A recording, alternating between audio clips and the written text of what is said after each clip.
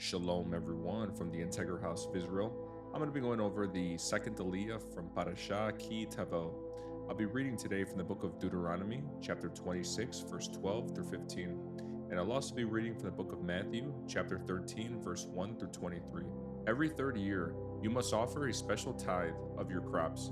And this year, of the special tithe, you must give your tithes to the Levites, foreigners, orphans, and widows, so that they will have enough to eat in your towns. Then you must declare, in the presence of the Lord your God, I have taken the sacred gift from my house and have given it to the Levites, foreigners, orphans, and widows, just as you commanded me.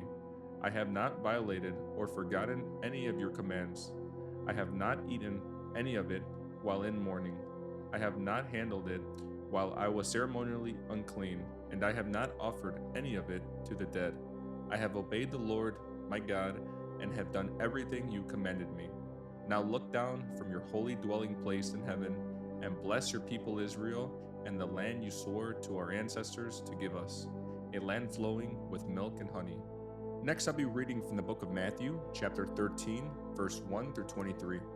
Later that same day, Yeshua left the house and sat beside the lake. A large crowd soon gathered around him, so he got into a boat. Then he sat there and taught as the people stood on the shore. He told many stories in the form of parables, such as this one. Listen, a farmer went out to plant some seeds.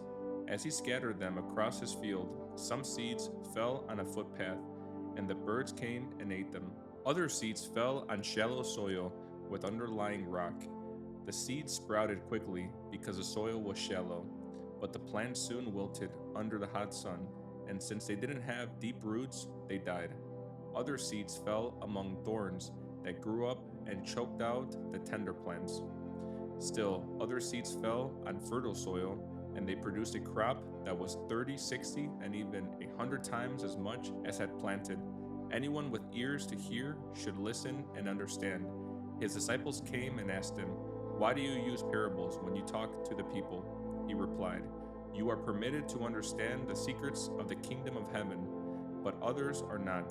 To those who listen to my teaching, more understanding will be given, and they will have an abundance of knowledge. But for those who are not listening, even what little understanding they have will be taken away from them. That is why I use these parables, for they look, but they don't really see.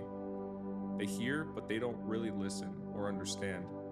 This fulfills the prophecy of Isaiah that says, "When you hear what I say, you will not understand.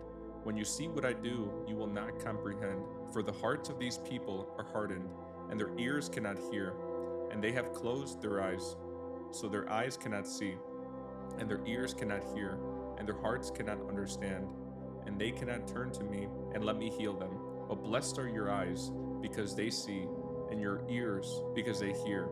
I tell you the truth, many prophets and righteous people longed to see what you see, but they didn't see it. And they longed to hear what you hear, but they didn't hear it. Now listen to the explanation of the parable about the farmer planting seeds. The seed that fell on the footpath represents those who hear the message about the kingdom and don't understand it. Then the evil one comes and snatches away the seed that was planted in their hearts. The seed on the rocky soil represents those who hear the message and immediately receive it with joy. But since they don't have deep roots, they don't last long. They fall away as soon as they have problems or are persecuted for believing God's word. The seed that fell among the thorns represent those who hear God's word, but all too quickly the message is crowded out by the worries of life and the lure of wealth, so no fruit is produced.